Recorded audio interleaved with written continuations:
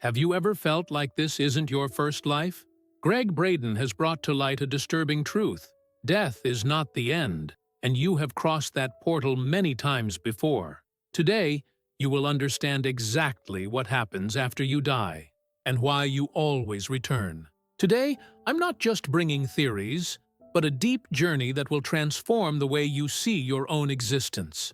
Get ready, because renowned scientist and author Gregg Braden, through decades of research, has uncovered a disturbing truth. He states that death is not the end, but a portal, and that you, your consciousness, have already crossed it many times in your journey. And I promise you that by the end of this conversation, your perspective will be so expanded that the fear of death will dissolve. This is the moment to open your mind to the most exciting possibility of all. And this journey of self-discovery begins now, connecting directly to your deepest pain. And if you're ready to unravel these mysteries and reconnect with the truth of who you are, make sure you're subscribed to this channel.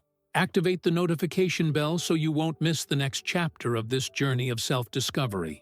What we're going to discuss here goes beyond mere philosophy and is deeply rooted in science. According to Gregg Braden, the evidence that life does not end with the death of the physical body is not only spiritual, but supported by quantum physics. He explains that our reality is much more malleable and interconnected than we've ever imagined. Braden affirms that the field of energy surrounding us, and of which we are a part, keeps a perfect record of all our experience, like a gigantic cosmic database. He explains that our consciousness is not generated by the brain. Rather, the brain acts as a receiver, an antenna that picks up and translates consciousness that already exists in the unified field. When the body dies, this consciousness simply returns to its source, carrying with it all the memories and lessons of an entire lifetime. This is not a science fiction theory, but a view that neuroscience and modern physics are increasingly beginning to validate, proving that we are much more than just a temporary physical body. To support this view, studies on near-death experiences, NDEs, and the spontaneous memories of children about past lives, catalogued by researchers like Dr. Ian Stevenson, reveal surprising patterns. What was once thought to be mere imagination has been rigorously investigated, with evidence pointing toward the continuity of consciousness. These are pieces of a puzzle that fit perfectly into Gregg Braden's vision, offering a new perspective on the immortality of the soul and the nature of our reality. What's fascinating is that this is not just about believing or not believing. It's about considering the evidence that is accumulating across different fields of human knowledge, from physics to biology, from spirituality to psychology. This evidence suggests that death is not a full stop, but a transition, a passage from one state of consciousness to another. This is the natural stage in the soul's evolutionary cycle. And now, we will dive into the essence of what Gregg Braden has proven.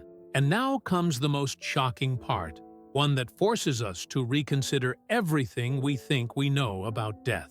Gregg Braden, in his work on the unified field, suggests that individual consciousness does not dissolve, but reintegrates. To illustrate, think of your life as a wave in the ocean. The wave is not separate from the ocean.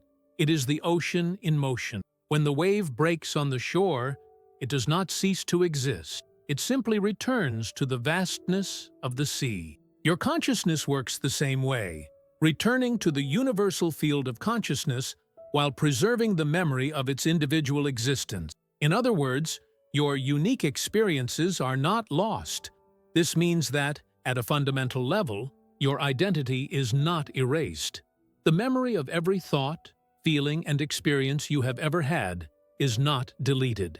It is stored in that field, waiting for the moment of a new manifestation. Braden calls this the universe's database, a kind of cosmic internet where all the information about all souls is stored. It's a concept that brilliantly and undeniably unites information science with spirituality, completely changing our understanding of life. This perspective frees us from the fear of total annihilation.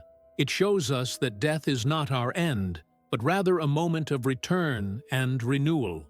If life is an opportunity for the soul to learn, then death is the moment to integrate those lessons, to rest, and to prepare for the next cycle. Science is only just beginning to validate what ancient spiritual masters have intuitively known all along, proving that we are immortal beings on a constant journey of evolution. So death, in truth, is a portal of transformation.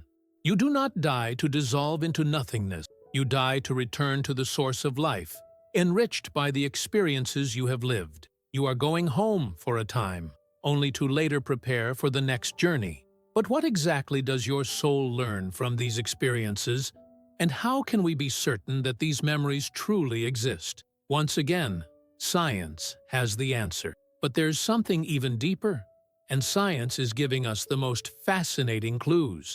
There is evidence we simply cannot ignore, like the stories of children who vividly remember past lives. Dr. Ian Stevenson's work at the University of Virginia, for example, cataloged thousands of cases of young children describing in incredible detail the life of someone who had already died, including names, places, and circumstances of their death. Many of these details were verified and proven surprisingly accurate, challenging the logic of our current understanding of reality. In addition, past life regression techniques under hypnosis allow people to relive events from supposed previous existences. The descriptions are so rich in emotional and historical detail that it's hard to explain how someone could have access to that information otherwise. These cases, though controversial, suggest that our memory is not limited to our current life, but could be a reservoir of all the soul's experience. What quantum physics and spirituality teach us is that the energy of the soul cannot be created or destroyed, only transformed. Your energy, your essence, is in constant motion, moving between different existences. Each life is like a chapter in a greater book, the complete story of your soul, filled with lessons learned and challenges overcome. This vision of life as a continuous cycle offers us hope and purpose. Every challenge, every joy, every pain we live through now is not random. It is part of a larger plan, a plan for the growth and evolution of our soul.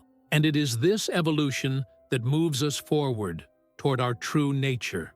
This brings us to a crucial point: the purpose of your soul in returning countless times. What does your soul learn by living and dying repeatedly? The answer, my friend, is simple, yet the most profound of all. The soul returns to evolve. Each life is a classroom, and every challenge is a teacher. We are not here just to exist. We are here to expand, to master lessons that can only be learned through the human experience. It is a cycle of learning, growth, and expansion that carries us toward a higher state of consciousness. Gregg Braden, in his unified vision of science and spirituality, shows us that the soul seeks growth and mastery. Imagine your soul as an artist who, in each life, tries to paint a more complex and beautiful picture. In one life, the soul may focus on learning forgiveness. In another, on loving unconditionally. In yet another, on having the courage to stand for what is right.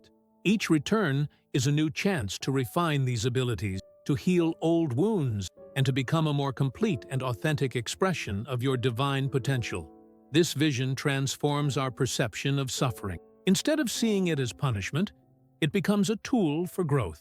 Pain, from the soul's perspective, is a catalyst for change. It forces us to look inward, to question our beliefs, and to find strength we didn't know we had. That's why the greatest spiritual teachers tell us not to run from pain, but to face it as an opportunity. Your soul returns to face these challenges and grow stronger, becoming wiser with every cycle. This journey of reincarnation is not a punishment, it's a gift. It's the infinite opportunity to correct mistakes, to love more deeply, to forgive, and to serve others.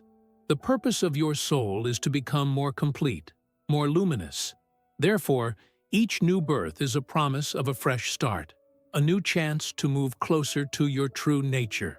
But what, specifically, is your soul trying to learn in this life? What does your soul learn from living multiple lives? The list is long, but the core lessons are always the same: love, compassion, forgiveness, courage, and humility. Imagine that, in a past life, your soul struggled with forgiveness. It's very likely that in this life, you'll face situations that force you to confront that lesson again. Difficult relationships, family challenges, and betrayals become opportunities for the soul to master forgiveness once and for all, so it can evolve to the next stage. Compassion is another fundamental lesson.